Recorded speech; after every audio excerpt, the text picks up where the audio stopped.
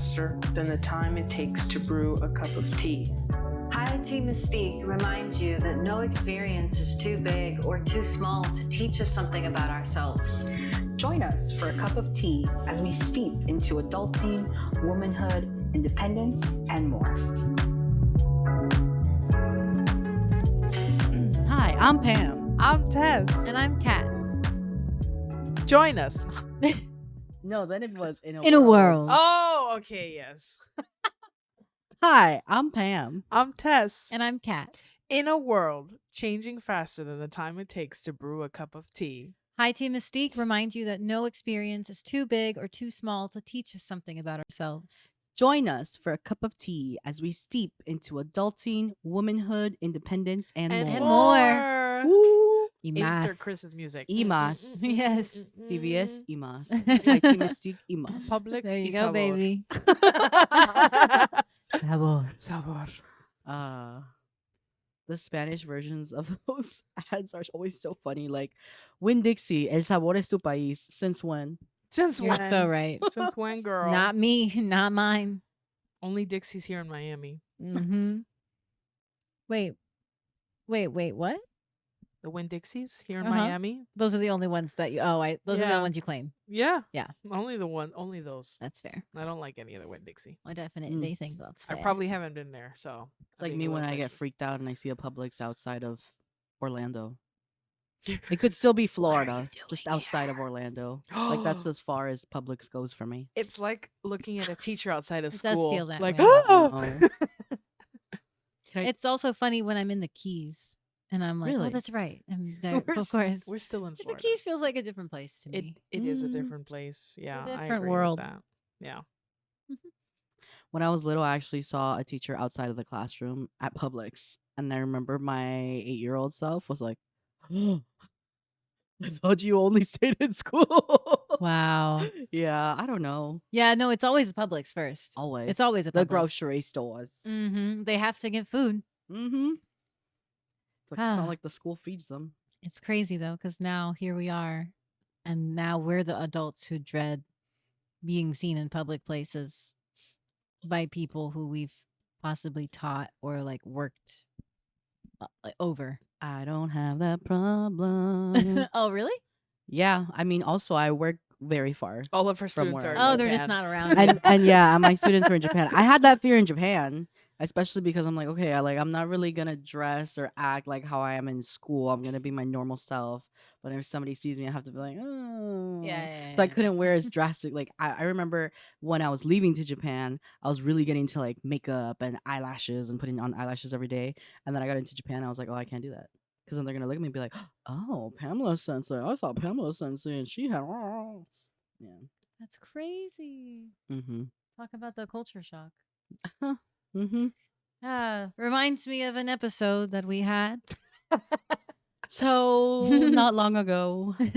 Which a is a special great way to start this episode. Yay. Yeah. I believe it. Shall we say hello?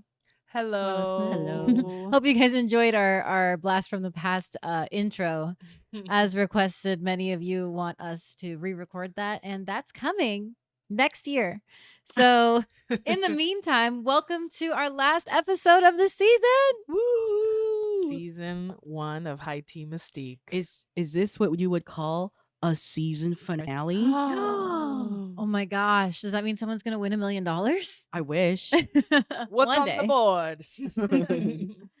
But that is true. It definitely is our season finale. We launched High Tea Mystique back in May, and it's been a wild ride That's crazy. these past 7 months. Oh, yeah. So we are so excited to bring you all our last episode of the season. I'm going to be the host for tonight's episode. And we're going to be talking about, I mean, like I said, right? We were reflecting on one of our previous episodes with Pam just a second ago. And that's kind of what we want to do tonight. This is an ode to these past months, the lessons that we've learned along the way. And we're going to sprinkle in a little bit of holiday magic too, because we can't help ourselves. Clearly. For those of you who can't see, we have Kat's beautiful white Christmas tree, making it Yes. feel like it's snowing indoors. Yeah. Greetings from my home. And where we started. We This did. is Oh, wow, where that's we so started. true. Yeah. We Yeah, are we haven't been here in a finishing while. Many a where we failed attempt started. here. Yeah.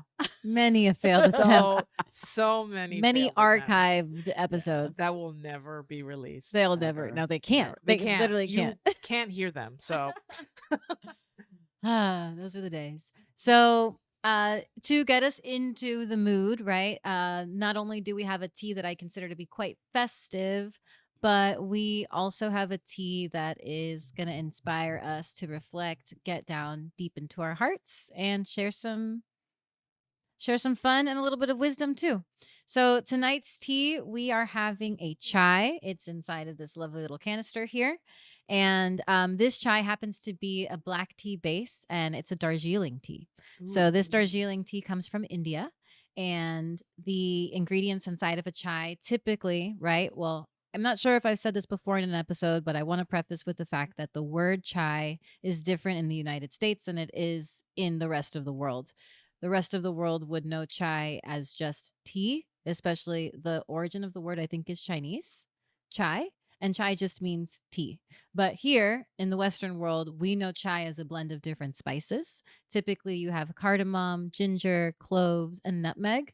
So all of those spices are in here. There's also a little touch of lemongrass. So I'm not sure if you ladies are tasting that tiny bite of citrus that kind of helps to make all of the other spices explode in your mouth a little bit more. So it's a very robust tea. Darjeeling is a very strong and spiced black tea, just in general, as far as the flavor profile. And it's very energizing. So I think that we're due for a really fun episode of fun reflection, probably lots of laughter. I hope you can be laughing along with us, and just really, really positive energy. Yeah. All right. So, how are you ladies feeling today? Really nostalgic. I feel like if there's anything you can trust on during the Christmas time, it's good stories, good laughs, and being nostalgic and talking about your year, past Christmases, being around people you love. So we hope this is the vibe for everyone sitting and listening with us right now. Yeah. I'm definitely in need of this chai right now and the Darjeeling tea because I am very exhausted. I love my little nephew, but it takes a lot to play with him, and he, like a true Sugimitsu, he stays up all night partying. Oh And we my stayed up God. with him until 2 a.m. yesterday playing Ooh. Mario Party. Yeah, that was So, fun times, fun times. Just know yesterday was a weeknight, friends. It was. And he's 3 years old. He's That is 3 also years important to know. and he got to sleep in. He woke up today like at 1 o'clock in the afternoon. And he Wow, goes to poor me, he Pam. says, Tia, dormí todo el día. And I was like, wow. And he's so I excited slept about it. all He is. day. Oh. Yeah. Well, you know what, Pam? I think a lot of people are probably feeling the way that you're feeling. I know I've been going through some holiday burnout. Just, Mhm. all good things, right? Like being in good company, making the time, things we touched on in the previous episode, right? When we talked about the Scrooge in us all. Mhm. And I would say what's kind of been bringing me back home to it all, especially as the holidays are like right here, right upon us. This episode is releasing on Christmas. Yes. So Merry Christmas, everybody. to everyone listening. And happy holidays for those of you who celebrate And everything. if you Yeah. right, and if you don't celebrate Everything under the sun. anything, happy Monday. Yeah. Yeah. Sorry about all of the media. Yeah, we can't help it. Yeah. We still want you to sit with us and laugh. So But yeah, I think that in thinking about the holiday times and trying to find that spirit that I know is inside of me, it definitely has me reflecting on a little bit more of the ritual of this time of year. And so I think that a great thing for us to open up with, right, as we're closing out this holiday season and also just getting started in another way, just sharing a tradition or something that we always look forward to during the holiday season, and possibly a memory from this time of year if it's something that's always been really impactful and that you might remember every year. And whoever feels free to start it off can jump in. Um, I don't know if my family really has a tradition that we really do, if specifically for Christmas, that besides the typical Latino, like Noche Buena and all of that stuff and putting baby Jesus and everything. But something I am trying to do is create core Christmas memories for my nephew, right? So being in that spirit and giving him that magical wonder that comes with the holidays and Christmas and spending time with family and trying to get him to make things and bake things. And Making we cinnamon bought, rolls with the yeah, bam. yeah, so we've made cinnamon rolls, we've made cupcakes. um I want to try to make a gingerbread house with him and create those kind of like core Christmas memories with him, and eventually with my niece when she gets older. Right now, she's just very enviously looking at all the food we make and biting her teeth or candy like crackers. But yeah, because even though we've never really had something that's tradition of just our family that sticks out, kind of like potentially how other people might have it, it's still always been the sense of Christmas time specifically, right? Thanksgiving is more of an American tradition. New Year's, sometimes people are there, sometimes they're not, but Christmas is always a day and is always a night that you spend with family and spend with all of your family. So making those core memories with them, even though it's exhausting, even though it's a little bit tiring, trying to make it special and hopefully having them have stories to tell about traditions that they made. And I'm trying to see if I make cinnamon rolls a tradition every year so I can perfect the recipe. Yeah, and then you have them running into town, like being so excited to Mm-hmm. do that one thing. Exactly.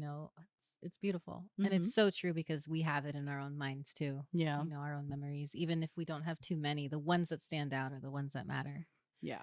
Yeah, I think for me, it's definitely a memory that I'm gonna share because it's like that picture that I think of when I think of the height of the joy in my family history. So there was a Christmas when I was in elementary school, maybe third grade, maybe fourth grade. Fourth grade was a really good year. So I'm feeling like it was probably fourth grade. And at this time, I was taking art lessons on Saturdays. I would just go and do uh, well, I did a little bit of everything because they just like advance you. So you start in charcoal and then you do acrylic paint and then you do oil paint. And then when you get really, really good, you get to do watercolor. So this was at the time when I was doing acrylic paint. So I was fairly new and still very young. And I was going to class every Saturday. So I was like painting in class and then I'd go home and try to like paint something else, but no one was helping me. So it was just what came out, came out. But I finished it. So on Christmas, my family was all talking about how awesome it was that I was in classes. Again, context third and fourth grade, right? Young child here. Mm-hmm. And they asked to see my paintings. And in bringing them my paintings, it was my Uncle John who said, "You should sell these." And I was like, "Really? You think so?" And he was like, "I'd buy it." And then my cousin, which is like one of my like doofus like boy cousins, like Mm. definitely like preteen phase at this time, who was like, yeah, I'd buy it. Well, flash forward about 5 more minutes, I had brought out all of my paintings, and this is recorded on family footage, so it's a core memory. But there's also a video that like I watched it and I was like, that's not how I remember it, but it's nice to know how it actually happened. And I had an auction for like my paintings, and some of them they didn't even vote on at all. Like some of them I was like, okay, next painting, because it was like a super crappy Snow White replica or something, like very abstract but not Picasso. And yeah, like that was my memory of that Christmas. I actually don't know anything else that happened that Christmas, but the joy and the laughter of my family and like being able to kind of like, I guess it was like one of those few moments where I felt like I really held the spotlight for the family, and like just pure joy and laughter, and it was such a fun time. Who knows how long it was? The tape is only like 12 minutes long, It could have been over in 15, honestly. I don't know how much was missing. But it was such a fun time, and it's something that, like, for me, it's always a successful holiday if I can have like a hearty chuckle like that with my family. Just being Yes. able, because the holidays are so stressful, for all of us in different ways, as we talked about in our previous episode. So to be able to just sit down and relax and enjoy the holiday, because we're going to be back at work the next day, most Mm, likely a lot of us are. yeah. And so it's the only thing that I strive for these days, especially as an adult. And yeah, that's my memory. I'm gonna jump in and also say a memory, which is kind of combined with the tradition, and the tradition is Christmas villages. I love them, Yes. and a really, and again, this is a memory, and I know just from the fact that we were children and we're remembering it very glorified. I had a family, my godparents, right? My godparents were um people I always saw on Christmas, right? Specifically Christmas Day. My mom would always pack the car with us, and we would always see them Christmas Day. And of course, we would open presents with them like in the afternoon to evening time. And my godmother's Christmas village, man, I thought that thing was impeccable. She had an ice skating rink with figurines that moved around the ice skating rink. She had effects on it that looked like moving water on pond, like pond moving water. It was beautiful. And I just remember spending hours coming into her home and just staring at it because it was right by her entryway.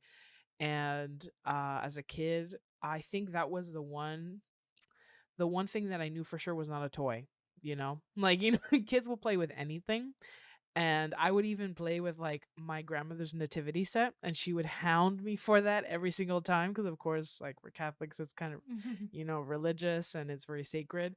But for some reason, Christmas villages were untouchable. Like, they were such an art form for me, and I remember her village so well. I also remember my church's Christmas village, which I guess is more of a nativity set technically, but it was humongous. It covered all of Jerusalem. It covered like all the stories of like Mary and Joseph going to like different parts and finding, shelter. It was insane. And I think um we all know that I'm a fanatic when it comes to like really good storytelling, and Christmas villages I think are another example of that. Like, I have so many good friends that show me their nativity set, their Christmas villages, and it's like I have one fresh in my mind right now of like my friend's Christmas village is of the Christmas Carol. So it's all like the ghosts and the stages of that story all in within this little town. And I love that. I love people, just coming together and even reimagining themselves in the spirit of the holiday in like many forms.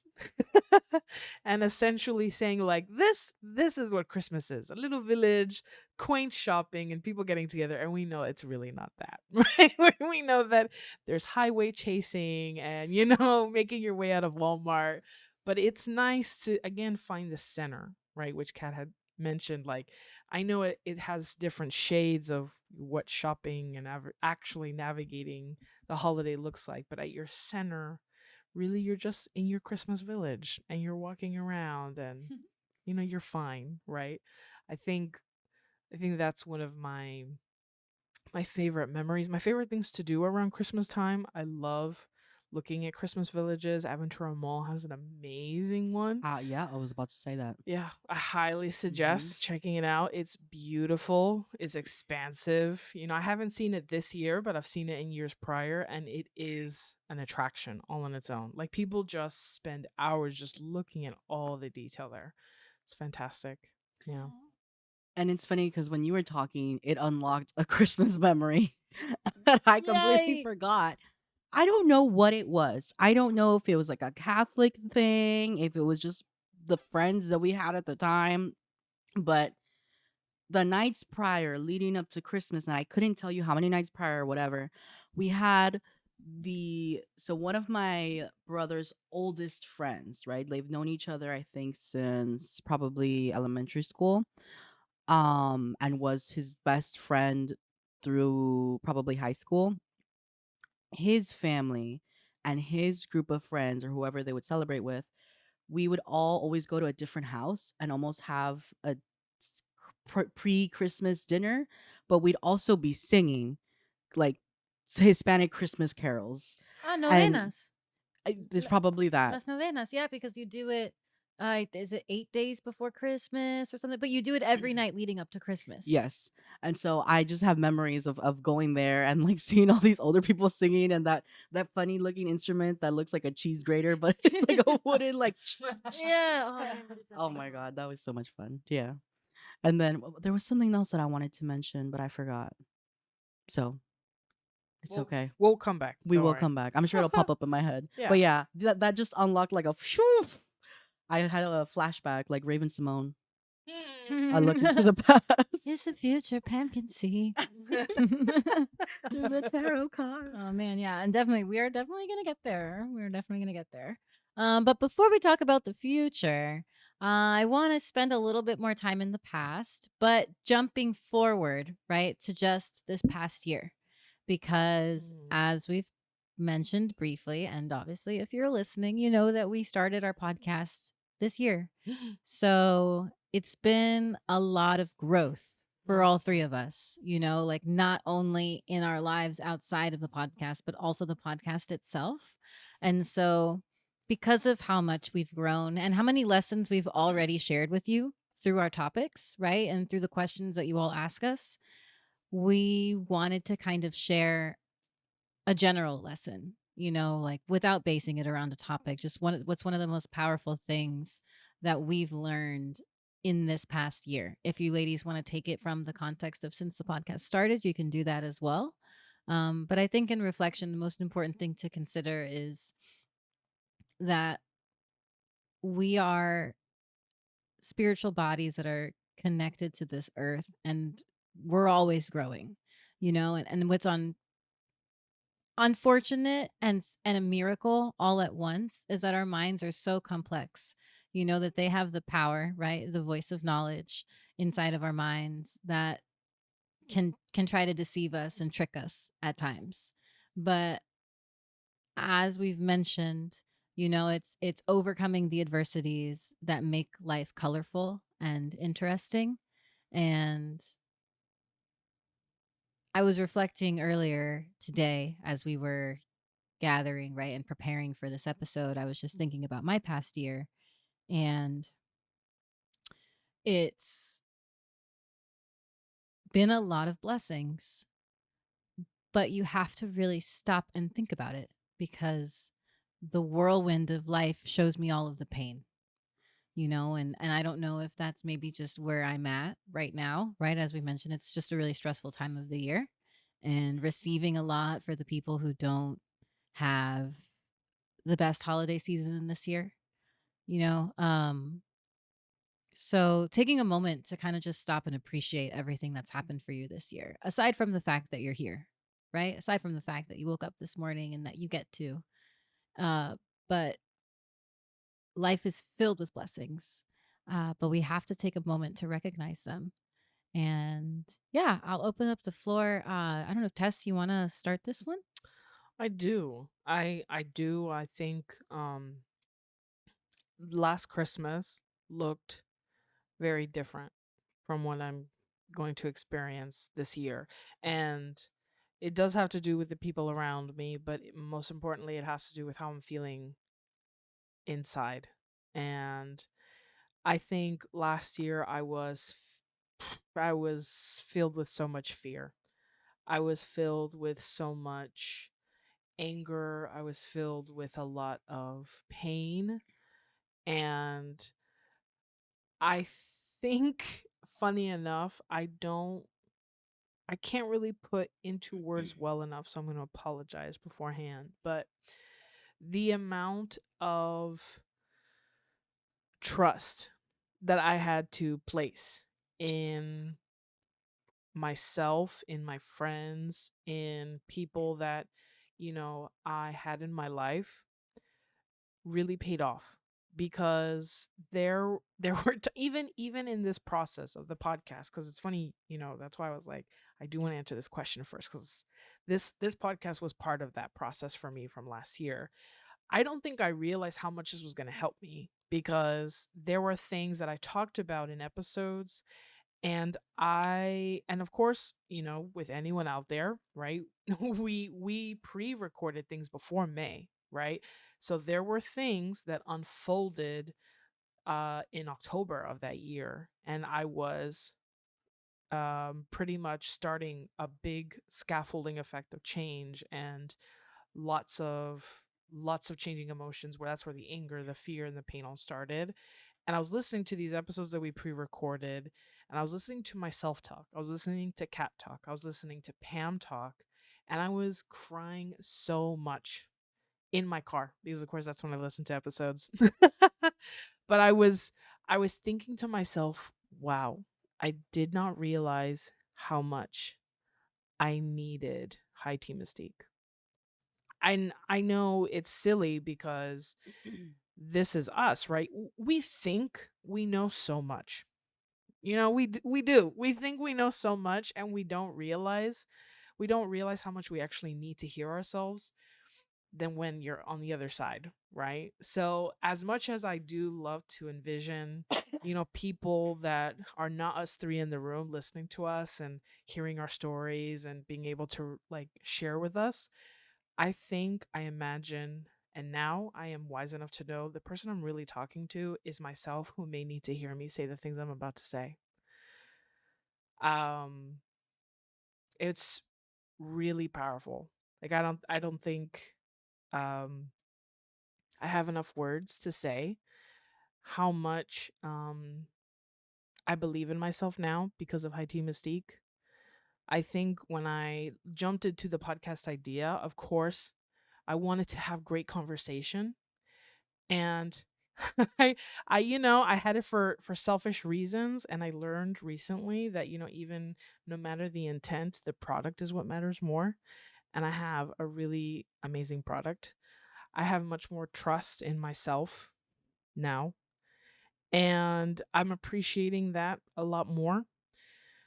um I feel a lot better where I stand now in 2023 December than where I was 2022 December.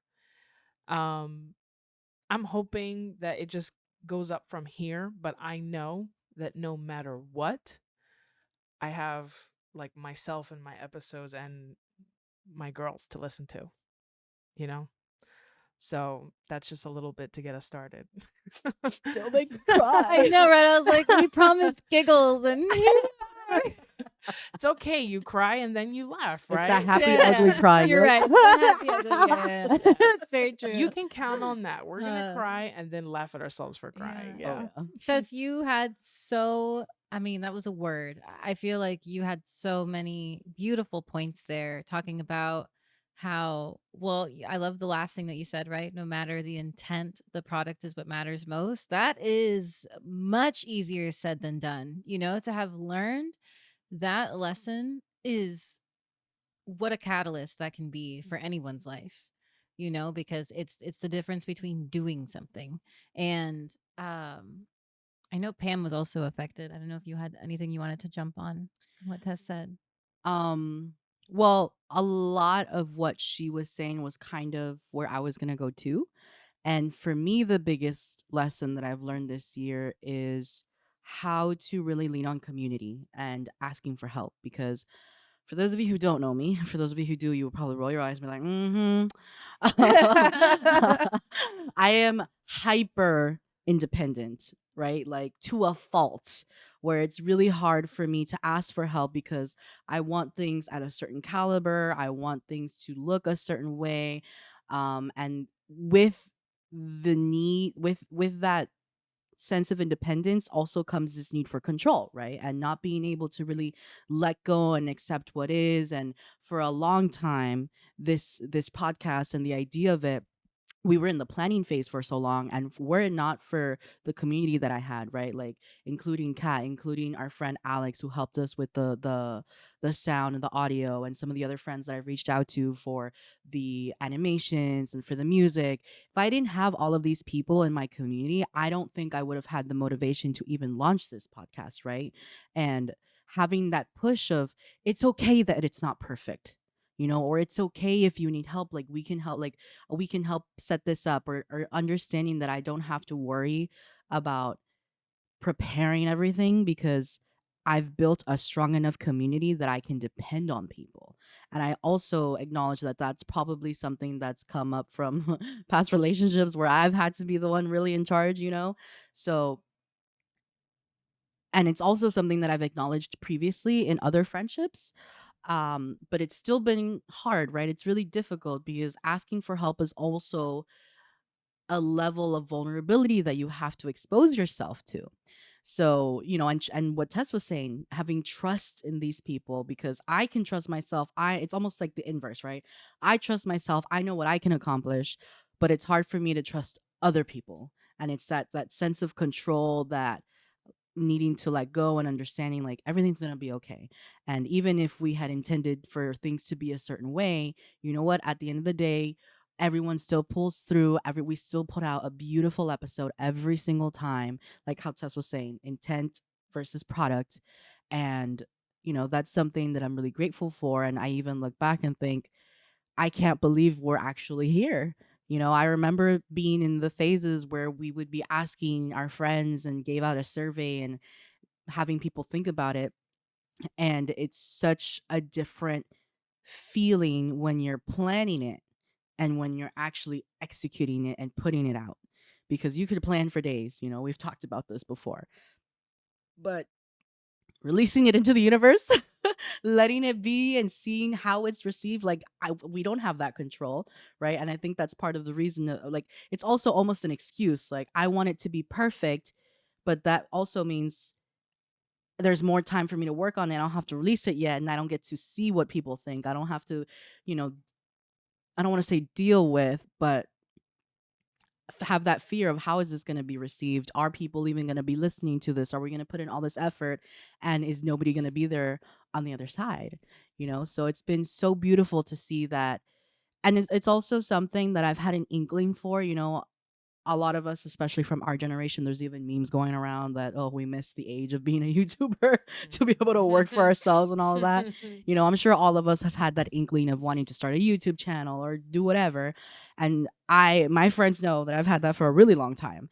And it was also having that feeling with a hesitation, because I also understand the YouTube platform. I understand what it means to um expose yourself there and acknowledge that there's a certain level of privacy that you lose on that platform, and also a sense of demand that comes from that platform. But when we discovered podcasting, and not really discovered, but just the idea that this could be a platform, right, of how I can express myself, I always knew that there's something that I wanted to create. There's something that I wanted to, my own way of making the world a better place and how I could manage it.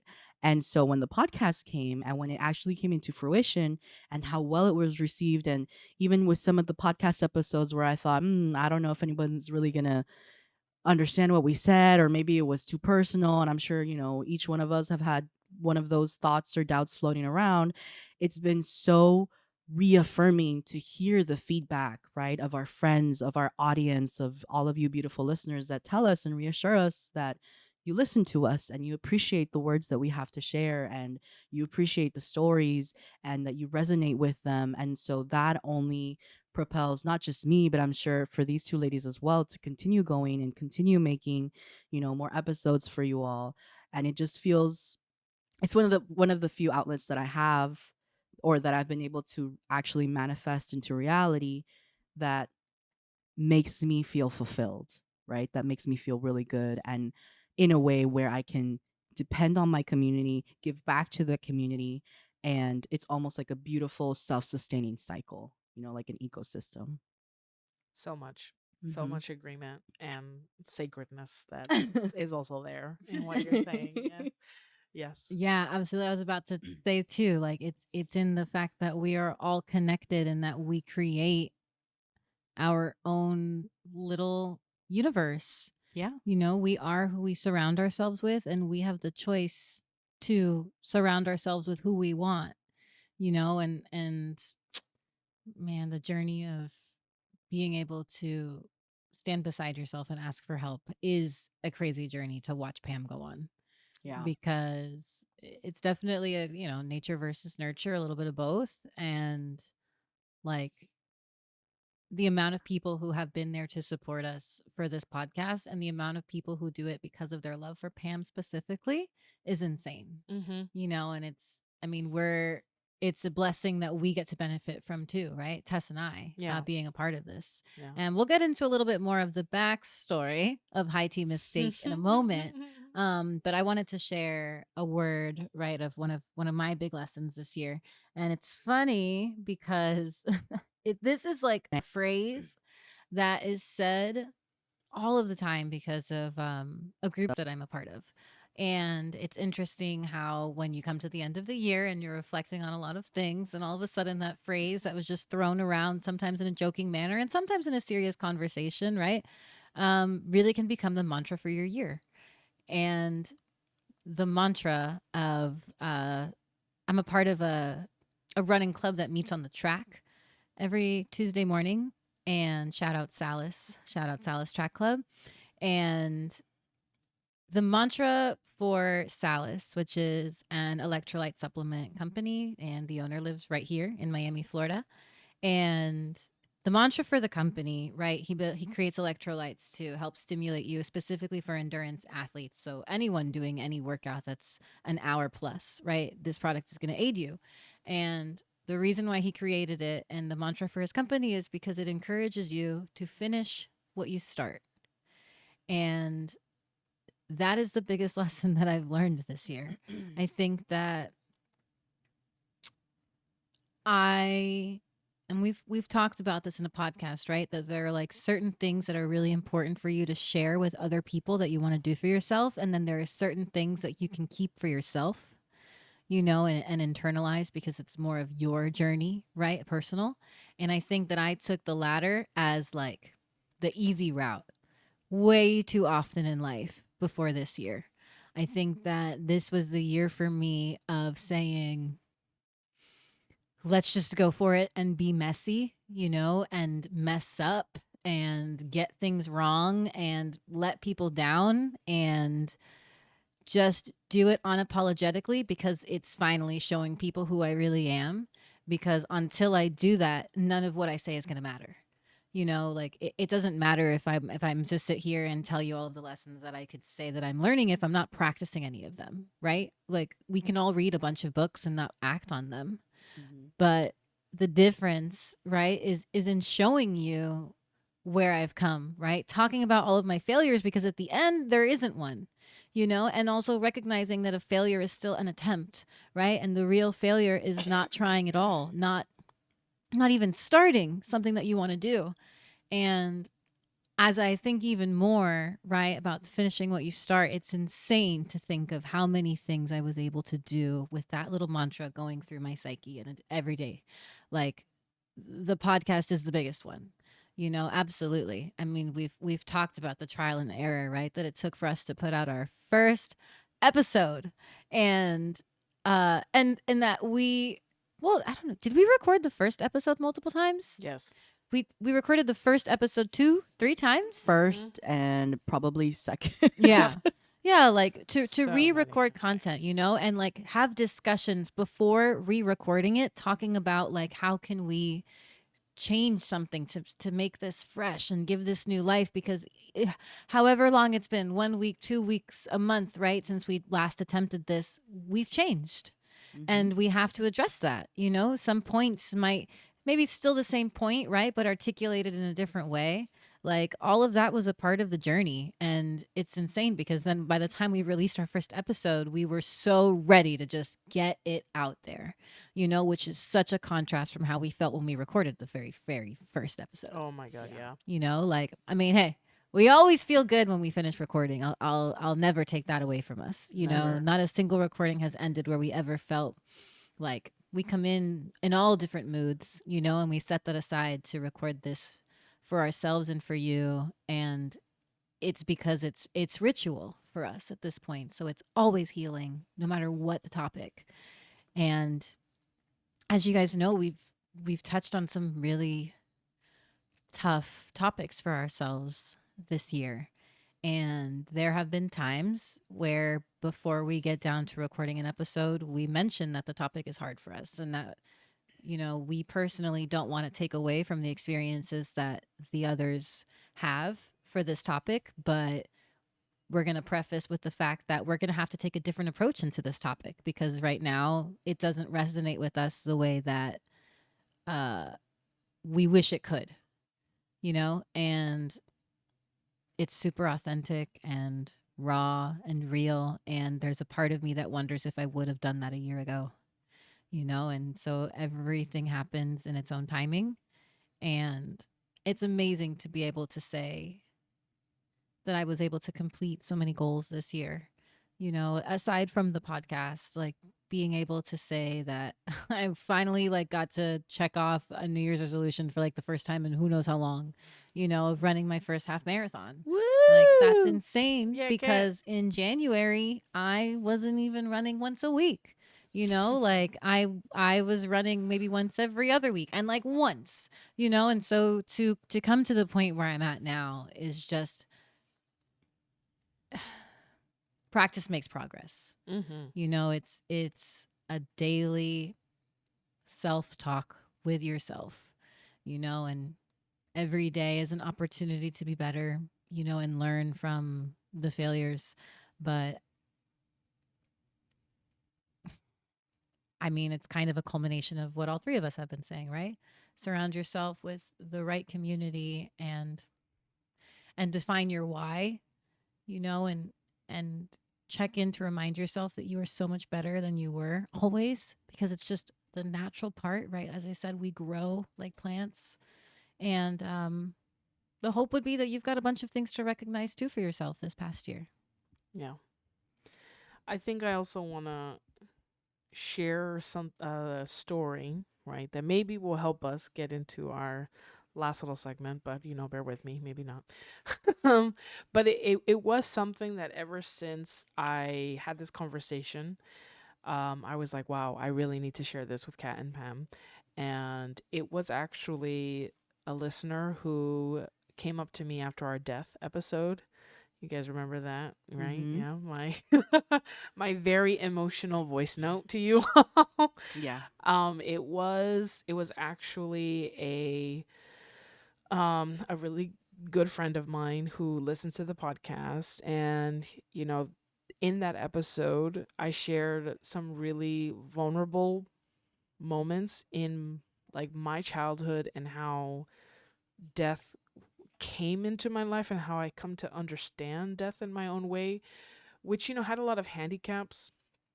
And because he heard that and he is actually going through like a process of losing somebody who has a really aggressive cancer, and his daughters are young, and he said to himself, you know, I'm learning, right? Like I'm learning from what I'm hearing from High Tea Mystique. So I'm going to take a step and talk to my kids and let them know, like, you know, this is going to be a difficult experience. And I remember hearing what he said to them, and I just wanted to burst. Like, I was like, if somebody had told me that, Mm. oh, like, I feel like I was healed. You know, like I never got those words when I was 8 years, or I'm sorry, 6 years old when my mom passed away, but I got them when I was 29, and it still felt so powerful. And, you know, he told his daughters, like, you're going to see adults be children. You're going to see adults cry, and you're going to be scared because you're not used to seeing adults that way. But this is what's happening. And we're probably going to lose this person. You know, it's going to be hard, but you have me. And I'm like, oh God, you know, just hearing somebody take something from us and even if maybe his kids in the grand scheme of it don't know, right? Because they're kids. I feel like when they're 29, they're going to be much smarter adults than me because they had something to really, they had someone to really be proactive for them, and we planted that seed. So it's a really proud moment. And I just felt so proud amongst anything of product of High Tea Mystique. I am extremely proud of the type of conversations we've had and maybe have also triggered out there, right? Yeah, I mean, that's just one story that someone felt compelled enough to share, and hmm, it's definitely, talking about what's our why. Like, there it is encapsulated, you know. And I think that was a perfect segue, Tess. So no worries. Yay! Because we want to end today's discussion portion of the pod with giving you all the official story of how we brought our podcast to life.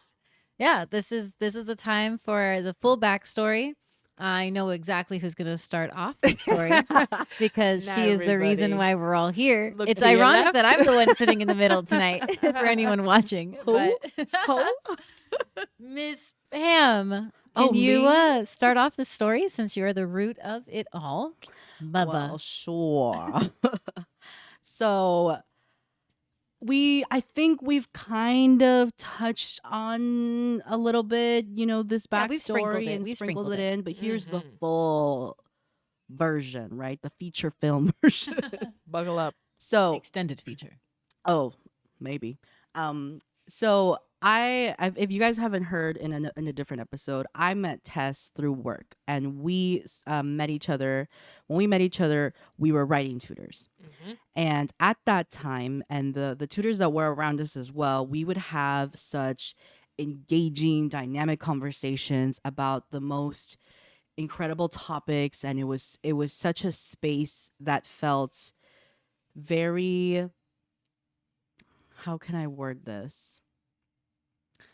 I want to say safe, but more than safe, it was just neutral, right? Like everybody acknowledged that all the conversations and everything that was voiced within that table, that tutor table that we would call it, was not said to offend anyone, right? I think it was one of the first times that I really was surrounded by people where I could have such conversation with people who may have had completely opposing viewpoints on something, but we were speaking in a way to exchange information, engage in discussion, and not necessarily shove what we believed down the other person's throat or try to pinpoint where there's a flaw in their argument, right? It was such a welcoming space for debate.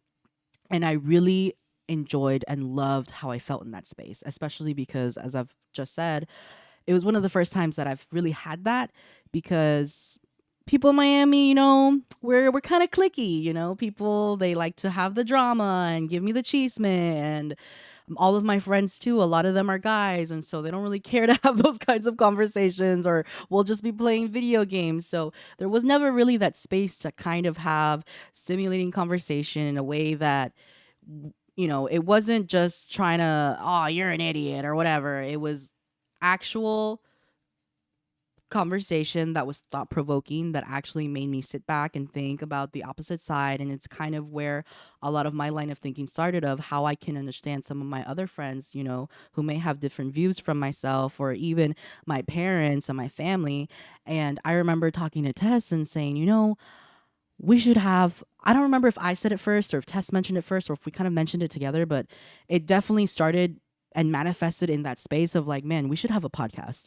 Like, I think it would be so nice to have a space where we can kind of have these conversations about things that are taboo or things that are maybe uncomfortable for people to talk about, and in a place where people feel safe. They don't have to feel guarded. They can relax and really share their story and share their opinion in a way that's really to inform and not to, you know, give anybody a specific bias or steer them any specific way. You know, like, this is the information, do with it what you will, and in a way that's also, you know, educational and enlightening, because we also, at that point, this was probably what, 2019, when we were kind of having conversations of it.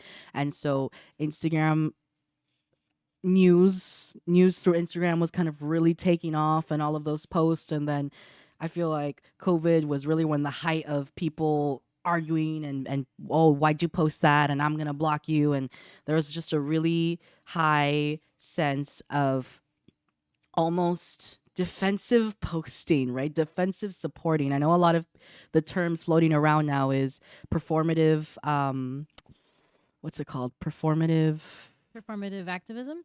Yes. Performative action. Right. Performative activism. So people who don't really care, or you're just posting to whatever. And so there, we're definitely a country that's divided, right? And it's a country that's not really open to having these conversations or understanding why the divide has come about, or really wanting to listen to the other side. And so I wanted to make the podcast with Tess. She was the only other really person that I thought of that we could have it with. And then one day, I had lunch with Miss Cat, and we had Mediterranean food at, what's that place called? The Daily Bread. The Daily Bread. It was so The good. best Miami staple. It's Yes, the best. it's so good. Right by The Coconut falafel Grove. bowl. Huh? Right by Coconut Grove. Yes, Coconut Grove. And I think when I went with you, that was probably like the second time that I went there, only because Tess was the one who introduced it to me. And then I was like, why don't we go here? This is great. And so I was sitting down. Just locals, I know, just local things. I was sitting down with Caitlin, and I was telling her about the podcast, and then she just kind of jumps in and was like, "Oh, I don't remember how you said it, but it was pretty much like a self-invite of like, yeah, I want to be a part of this too. Like, this sounds amazing." And in my head, I was like, did I phrase this in a way of inviting her? I don't remember, but honestly, I think that would work really well, because at this point, Tess and I had talked about it, and I kept nudging her and being like, Tess, when are we gonna do it? Tess, when are we gonna do it? She'd be like, like, I don't know. Libras, we'll see. we're so indecisive. Mhm. And so then Caitlin came in. I was like, this is perfect. I had already agreed, like, while we had lunch, I was like, yes, I love that. Like, we should do it.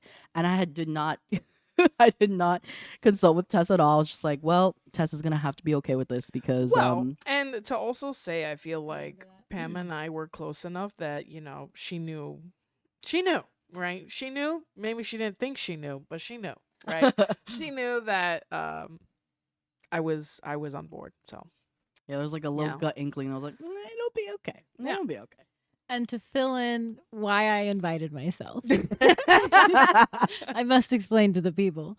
I am a Libra.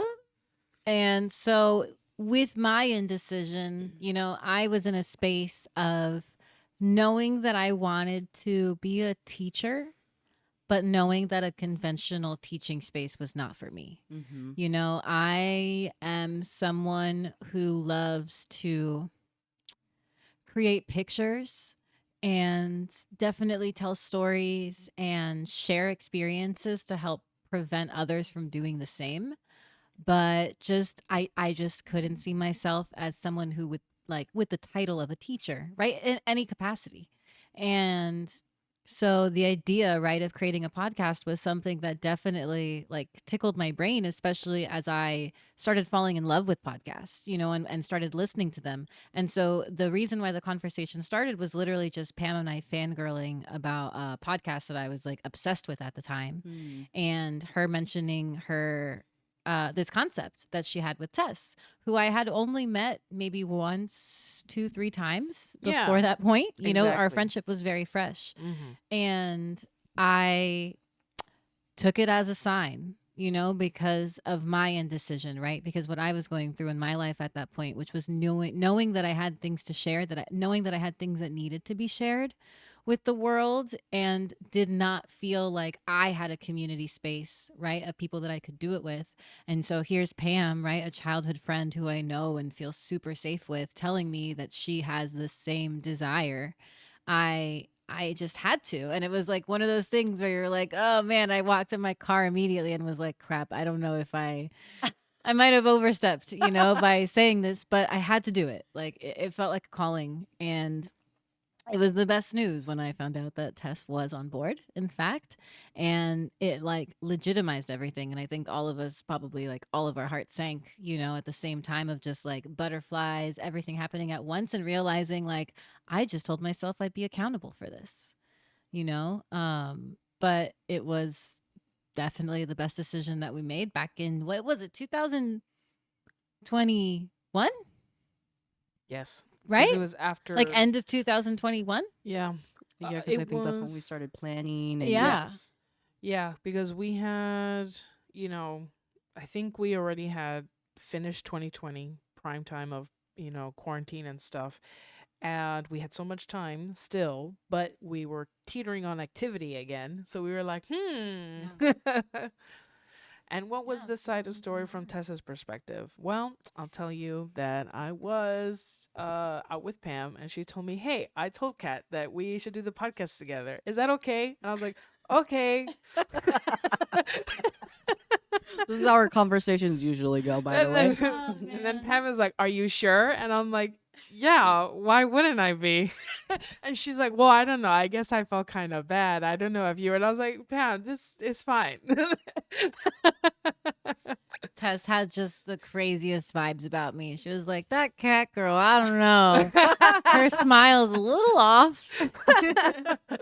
Well, it's funny because and I guess this is a little bit of a backstory of when I met Pam. Like, I feel like she was kind of a culture shock for me because I had never met anybody with so many friends. Like, oh my God.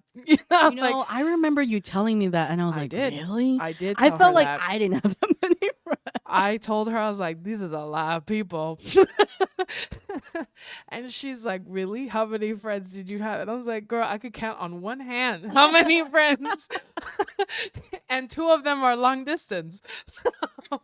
So that was funny. But I mean, honestly, I think Pam and I met each other towards the end of 2018. We had 2019 together, and at that point we were more comfortable with each other. I had been to a few of her parties. I had met like, her close circle, her expanse of her circle. And I was like, these people are actually really great and crazy. And they're Kendall, very, baby. yeah. And It's I'm the talking hood. about that Kendall That's crew. right, A-Rod. That Kendall crew, you know who you are, Yeah. And I feel like when I first heard of Kat, it was actually Pam telling me, like, oh, my friend invited me to her birthday party and it was so amazing. Do you want to see? And I was like, yeah. And I saw the photos, of your birthday Your Pinterest party. birthday party that which looked was spectacular. Yeah, out here in your backyard, the floor cushions that we're sitting on right now. Full circle. Yeah, and I was like, that's amazing. Did she do this herself? And Pam was like, yeah. And I was like, oh my God. So I was fangirling. Yeah, I thought, wow. So I feel like definitely I befriended Pam, and I knew that, when you kind of have this, which Pam and I have joked about before, like when I met Pam, funny story, I knew she was being hired, so all I had was her name. This story is crazy, though. All I had was her name, and I looked her up, and I was like, oh, she But like, minored. explain how you like. You have to. What am I explaining? How you knew I was getting hired? Oh, so there was somebody. So, oh my God, I don't even know how far back I should go. So it's funny because this is kind of like a legacy, and I don't want to overburden this, so I'm gonna be Reader's Digest right here. Okay, so bear with me. I had been working at that writing lab since 2014. In 2014, I met a student she was somebody who spoke to me about her cousin in Japan, and her cousin in Japan is teaching in Japan, and she was sharing this story with me because I told her, because as students I like to build some repertoire and be like, yeah, I love Japan. She's like, oh my God, you love my cousin, she's teaching in Japan, you should try and go for the program. And I was like, what? And that's the first time I heard about JET. And then I was like, wow, that's crazy. And that person who told me about her cousin in Japan ended up being one of my coworkers, who then ended up telling me, "Oh yeah, remember that cousin I told you about in Japan? She's gonna start working here." And I was like, "What?" And she's it's like, also funny "Yeah." because she referred to me as a cousin, but she's one of those like family friends family, and I refer to her as an aunt. So when she told me the story, I was like, "What cousin?" I was like trying to go through my repertoire. Yeah, it's a lot of, how people tell stories, and then you meet the characters and you're like, whoa.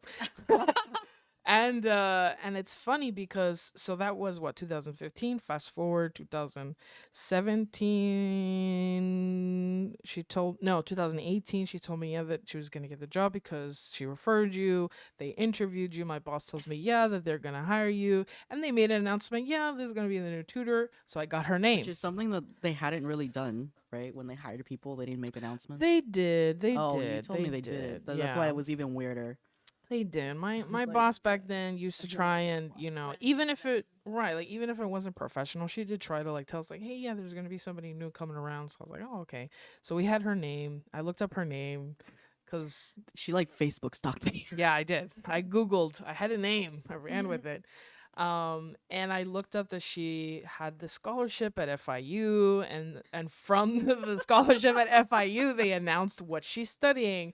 And I was like, oh, she studied Asian studies. How cool. And her last name is Sugimitsu. She's probably like a fan or Asian or something, right? So, and I had friends at the lab, guys. So I don't want this to come across as me being creepy and like lonely. Okay, I had friends and I met Pam, and I told my friends at the time, I want her to be my friend. She was like on site. On site, but I didn't approach because I'm smart. I waited for an opportune moment. And I did. And, that was funny because then after that, it was a launch of like, wow, this is really easy. Like, wow, we have conversations. Wow, you have a lot of friends. Yeah, so that's me trying to whirlwind through this. And I remember, of course, the photos of your birthday party, and I was like, and that's someone I also want to meet now. Like, I want to be invited to that birthday Yeah, party. I remember when Pam told, I was like, where is that? It looks amazing. And Pam was like, it's her house. And I was like, no way. Yeah, it was so funny, my little Shenandoah. yeah, if there's a way for me to like take the camera and just roll around how that house looks right now, like Kat is really like, I know she's mentioned this before, but yeah, she's really an like ambiance creator, like She needs to be on HGTV and have her own show. yeah. I mean, I watch enough of it, man. Right, yeah. I mean, props to Kat's mom, who has also kind of, propped this up, and you've Mhm. taken it. Definitely. Yeah. My you've mom's definitely- house looks like a gingerbread house. Aw. Like that has been her goal these past like 5 or 6 years is Yeah. building that, and it's so cute. I love it. Yeah. She's got lollipops and everything. Yeah. It's so cute. So, it's definitely been a journey of trusting, right? Your instinct and, taking a leap of faith. But yeah, that was, and that also fast forwards to like Pam comes up to me and she's like, hey, yeah, I kind of told Kat that she could join our podcast. And I was like, okay. And More of a confirmation for you. yeah. You're like, that was easy. And I was like, I've trusted Pam so far. So I haven't been steered wrong yet. exactly. So yeah. So And I haven't that's been the steered off. story of how we became High Tea Hi, Mystique. Tea Mystique. Glitter, glitter, glitter. Glitter, glitter, glitter, glitter. Dee, dee, dee. In a world. We should. Well, yeah, that concludes our final discussion of the season. 2023. Yes. And that's it, guys. Bye. No, absolutely not. You guys know that we could never end our episode. And what better way to end a season finale with a tarot read by Pam along with a pool. And Pam is so excited to tell you about this very special deck that we're featuring tonight, Yeah. which I don't even know who wants to start. And it's if I Cass or will Pam. start it very quickly because it was a gift and we are in the time of gift giving. And I just want to say a special thank you to my friend Illy, who actually listens to our podcast, and she gave me this tarot deck because it's a perfect combination of, the herbist in all of us that we've kind of discovered and really journeyed through all these herbs and our benefits and reaped those benefits, this tarot deck is basically a fusion of tarot positions and herb representations, right? So each card in that deck is not only the major or minor arcana, but it's also attached to an herb that we'll explore and maybe inspire what teas we're gonna have in season 2. Yes. So, for those of you who are curious, the name of that deck is called the Herbal Tarot Deck. And as I was looking through this deck, I thought it was also really beautiful. And I think it's a really great way to learn about herbs and herbalism and tarot because of the fact that they still use for the most part, the traditional Rider Waite depictions. And as I've mentioned before, if you've heard our tarot episode, the Rider Waite are those illustrations make it easier for you to learn tarot because there's a story behind it and there's pictures and images that make it easier to remember what the potential meanings are. So having both of them in one deck I think is really powerful because if you can't remember the image, you'll definitely remember the herb, and vice versa. And it's just a different, way of engaging with all of that information. And I know that this is our last tarot read for the year, for the season. We've been exploring a lot of the past and reflecting and kind of giving some background story and a nice little wrap up of what High Tea Mystique has been so far and where we've come from. And so, what I want to ask the tarot cards tonight is I know that there is a lot of anticipation for the new year, right? Seeing how this year goes for many of us, considering how the years prior have how they've been. So I don't think I want to go too far into the future just yet. I do want us to remain in this energy of pause, just stopping, right? Reflecting. And what I want to ask the cards is what's something, so for some of us who can be in this feeling this season of maybe stuckness, uh hesitation, maybe the anticipation of the next year could be overwhelming you. Maybe there's some things that you thought you had set yourself for this year and something happened and you couldn't accomplish it. Really drawing from what Kat mentioned earlier of how she had to really stop and appreciate the fruits of her labor and all the accomplishments that she's been able to do. So asking the tarot cards, what is something that we need to be mindful of or that we need to remember this holiday season to help us really readjust, right? There's so much movement in the world, there's so much advancement in technology. Everything is go, go, go, rush, rush, rush, that I feel like we almost forget how to be human. And we lose touch of the humanness in us. So, how can we reconnect with that? How can we reconnect with maybe this holiday season isn't feeling the way that other holiday seasons have felt? What is something that we can use to help us feel that way again, or just to help us, take a seat back and look that you have been able to do certain things, even if they're small, right? Or even if they don't look the way that you were planning to. What can we do to help us notice that, right? So that we don't feel so underwhelmed with our accomplishments and overwhelmed with all of that pressure. Okay, so we have a few cards that fall out, and I'm just going to take them. Okay. Okay. So 4 cards came out from this deck.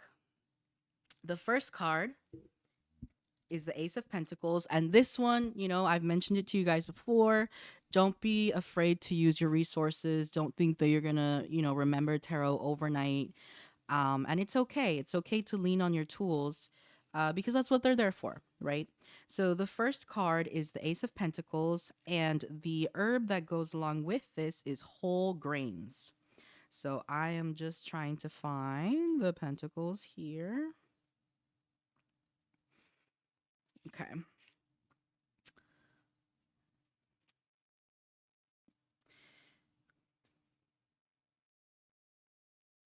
So the Ace of Pentacles. For whole grain, it's a tonic, it's nutritive, the basis of all sound nutrition. Whole grains raise and regulate energy and generally balance the metabolism of the body. So some of the potential meanings for this are need for deep nourishment, unsatisfied desires, cravings, and yearnings. Okay. The card following that is the Knight of Pentacles. And the herb that goes with this card is, I'm probably going to butcher this, Elecampane? Campany? Sure. Elecampane. I don't know. I've I never seen that flower. I've never seen it either.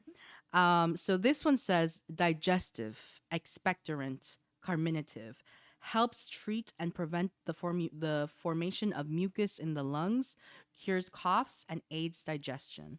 And some of the potential meanings are thoughts about business and finances, schemes, security, savings, and so forth. Service, loyalty, steadfastness, a good working partner, though not very inspiring. And then following that card, we have the Four of Swords, which the herb for that is, how do you say this again? Kat, I know you know how to say this one. Millen. Millen. We have our own Google Translate. Where's the Four of Swords? Okay. So, oh yeah. It's Elecampane.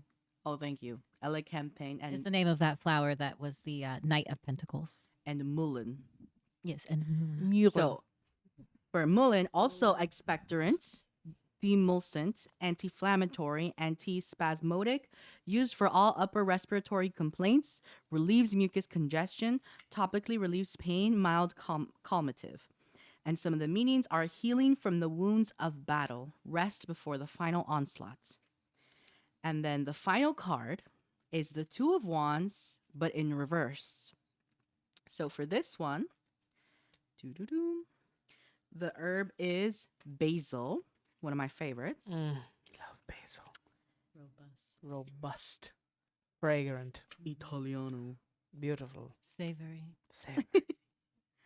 So for the Two of Wands in reverse, we have basil, carminative, diaphoretic, anti-inflammatory, the royal herb for all Italian cooking. Thus, the assignment is of a sophisticated nobleman looking over the world. Basil can also be taken as a tea for stomach upset, gas, colds, and fevers.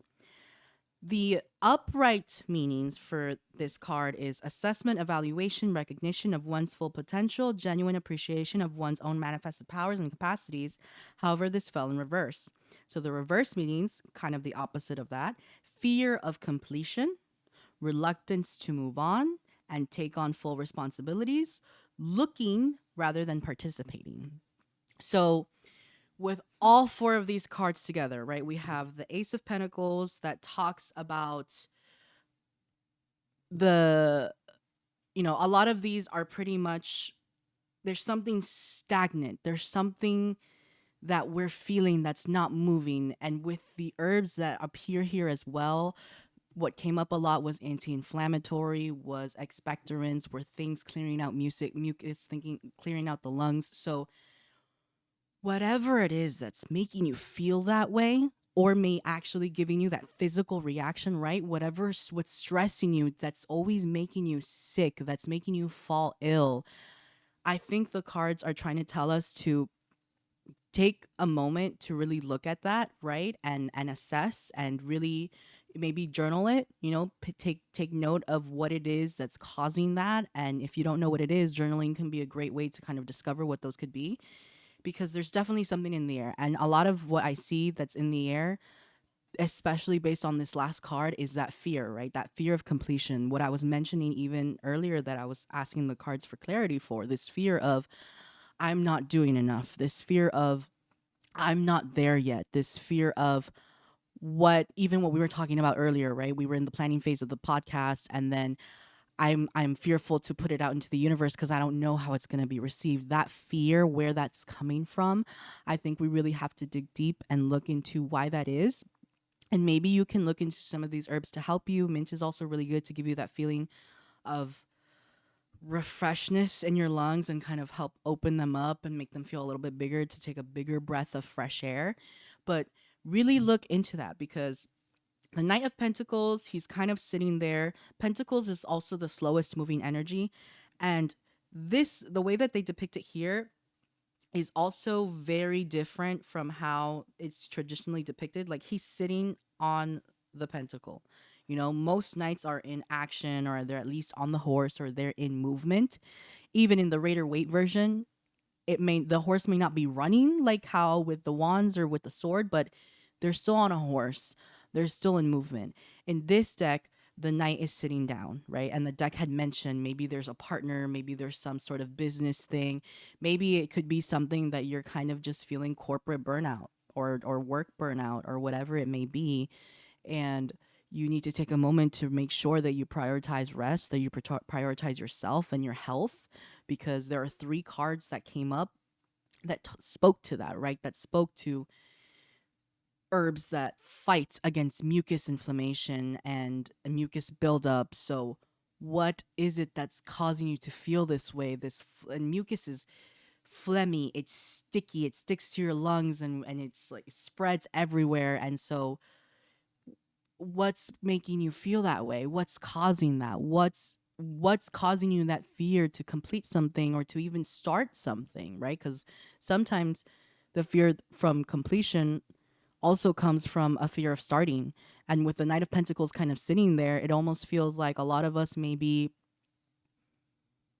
trying to wait and let the world pass by us, right? Kind of sitting in the back seat, not taking action, not participating, just a passerby kind of standing. And, for those of you who are listening to us, a lot of people who are on their deathbeds or who survive suicide attempts, or specifically suicide falls, they come to the realization that a lot of their problems had a solution. And obviously this happens at the worst moment, right? When they're on the brink of death. But people who are very ill afterwards realize, that promotion, working really hard for that job was not worth the time that they lost with family, was not worth the decline in their health.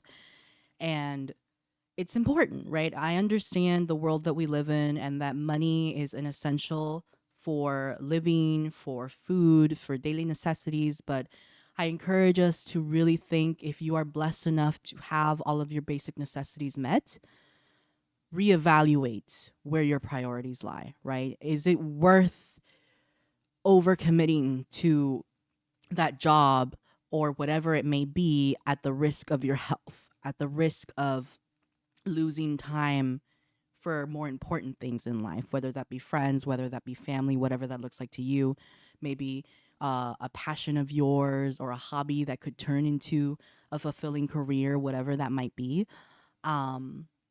Just take that moment to pause and rest, because, my friends, this 4 of Swords card, if you don't listen to it, it will come up. And I say this because it's happened to one of my friends. I have a friend who he's kind of somebody that I also do tarot reads with, and we do long distance tarot reads with each other, and we see if there's something that we want to, ask the cards, we'll do it. And the Four of Swords came up at least 5 times throughout the different times that we've had those reads, right? And it's because he wasn't prioritizing his rest. He kept going and going and grinding and grinding. And I told him, you have to relax, you have to take a moment to stop. And his work was also very demanding, 12-hour shifts, late shifts, and some of them were extra shifts that he wanted to take to be able to afford certain luxuries. But at some point, if there's something that you think is really worth it, absolutely do what it is that you want and do what you can to get there. But with the consumerist culture that we are constantly surrounded by, do you really need another new TV? Do you really need another new technology thing, or to have the latest phone when you know within the next year there's going to be another one or a different one, or not even within the next year, within the same year, right? I just had a conversation with my brother because, excuse me, talking about clearing out the throat and the lungs. I had a conversation with my brother where he was thinking about a MacBook and didn't know which one to buy. And when he told me the new MacBook had like a new M3 chip, and I was like, what? When I bought mine, there was a new one that came out and it was M2, and that was brand new. So there's always going to be something new for you to buy, something that's trying to get your attention, right? There's 5 million things that are fighting for your attention in this day and age. What is the most important to you? And take a look at yourself, right? Take a moment to sit down, look in the mirror, write it down. If you're not sure what it is, there may be something physical that's affecting you. Start journaling what it is that you're eating, what it is that you're doing, how are you feeling that day based on what it is that you ate and you know what you did that day. And when you look back and you take a note of that, you'll discover a lot about your habits and how they're affecting you. And that, I think, is a really great way also to make some lifestyle changes. And I know that with the new year, there's always that new year resolution, right? Oh, I'm going to be fit or whatever. Break it down, that kind of mentality is not sustainable. Nobody can really transform themselves that quickly unless they're doing something insane, right? Whether it be taking steroids, whether it be having weight loss surgery to help them out. It's a hard journey. There's different ways to get there, but really think about what is important for you. What is worth your time, your effort. It can feel like we're on this earth for a really long time, but we can tell you, and I'm sure maybe you're feeling it too, that time passes by really quickly. And those people who are on their deathbeds and they reflect back, they're often sharing, I wish I had more time for family. I wish I didn't do, a lot of it is kind of regret that they've sat passively throughout their lives and weren't more active about it. They weren't more engaged and more, they didn't make decisions for themselves. They just let life happen. And we are not on this earth for that. You are put on this earth for a reason. It's your life. Do with it what you will. If you choose to be a passerby, well then, there are consequences to all actions, good and bad. But if you're feeling this way, if you're feeling like you can't breathe, if you're feeling kind of like mucusy and you're coughing and you don't feel good and you feel like you're never getting better, take a look at your lifestyle. Take a look at your career. What is it that's causing this? And from there, build a plan of action. And most importantly, make sure you rest. Because with this stressful, as beautiful and magical as this season can also be very stressful, and you can lose a lot of sleep. And there's a lot of efforts that are put out there from some parents. And, just make sure you prioritize your rest and your health. And with that, Kat's going to close us out. But first, I do want to say Merry Christmas. Happy holidays. Happy Monday. Tea Mystique is a wonderful, inexplainable, magical podcast that has just given you season 1. And season 2 will be coming up in 2024. So remember every ounce of Pam's reading, because there's a lot of questions of maybe our first couple of actions in 2024. Mm-hmm. So we're looking forward to catching up with you guys once we start back in the new year. Thank you so much for tuning in with us today. One quick announcement, as this is our season finale. Just a reminder on this beautiful holiday that we do still have our giveaway going on. So we are still accepting submissions for our giveaway. We're going to be sprinkling the what you're going to be getting from the giveaway to you guys throughout the week. So stay tuned on our socials to see what you can possibly win from this. And we're going to continue accepting submissions for the giveaway until December 31st. All right, until the last day of the year. So submissions will close at midnight Eastern Standard Time. Like so like for those us in here, school Miami. deadlines, 11:59. You're right. 11:59. 11:59. We said we're teachers. Wow, yeah, we really are. There's the proof right there. So yeah, please enter our giveaway. Let us know what your favorite moment has been from our show. Share with your friends if you enjoy what you hear. And we're so thankful to have you guys.